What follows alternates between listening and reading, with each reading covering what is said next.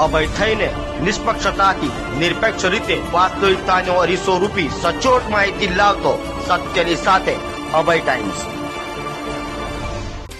સુરતમાં કાયદા વ્યવસ્થાની સ્થિતિ સુધારવા પોલીસ સતત પ્રયાસ કરી રહી છે, ત્યારે સુરતના ભેસ્તાન રેલવે ઓવરબ્રિજ નીચે પ્લાસ્ટિકના કચરાના ધુમાડા મુદ્દે થયેલી હત્યા કેસમાં ડિંડોલી પોલીસે હત્યારાઓને ઝડપી પાડ્યા છે, તો મુખ્ય આરોપી હજુ ફરાર છે।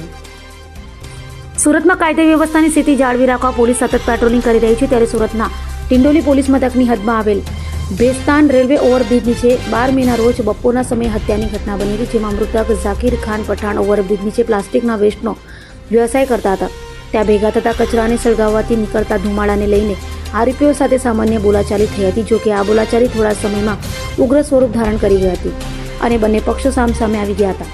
આ દરમિયાન આરોપીઓએ ભેગા મળી ઝાકીર ખાન પર ચપ્પુ જેવા તીક્ષ્ણ હથિયાર વડે હુમલો કર્યો હતો, જેથી ગંભીર રીતે ઘવાયેલા ઝાકીર ખાનને તાત્કાલિક સારવાર માટે નવી સિવિલ હોસ્પિટલ ખસેડવામાં આવ્યા હતા, જ્યાં સારવાર દરમિયાન તેમનું મોત નીપજ્યું હતું।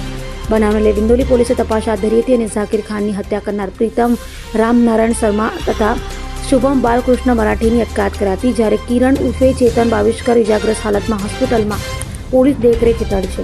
તો આ હત્યાકાંડનો મુખ્ય આરોપી અંકિત દિનકર પાટીલ હાલ ફરાર છે, જેને ઝડપી પાડવા માટે પોલીસે ચક્રો ગતિમાન કર્યા છે।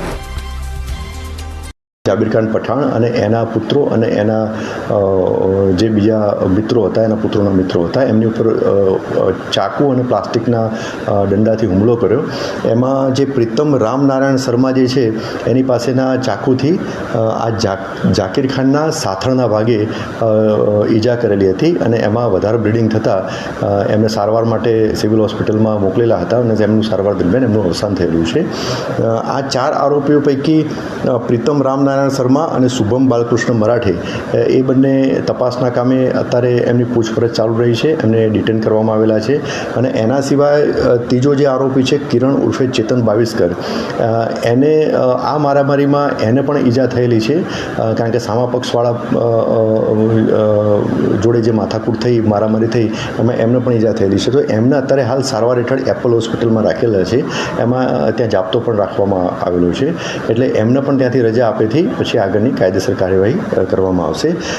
આ ગુનામાં જે ચોથો આરોપી છે અંકિત દિનકર પાટીલ, એ એની ધરપકડ ટાળવા અત્યારે નાસ્તો ફરે છે, એટલે કે ફરાર છે। એની શોધખોળ કરવા અને એને પકડવા માટે પણ ફિલ્ડમાં ટીમ કાર્યરત છે। આમ આ 4 આરોપીઓ પૈકી 3 આરોપીઓ અત્યારે પોલીસ તપાસ હેઠળ છે અને આ 4 આરોપીઓ પૈકી જે 2 આરોપીઓ જે છે, જે મેન આરોપી પ્રીતમ નારાયણ શર્મા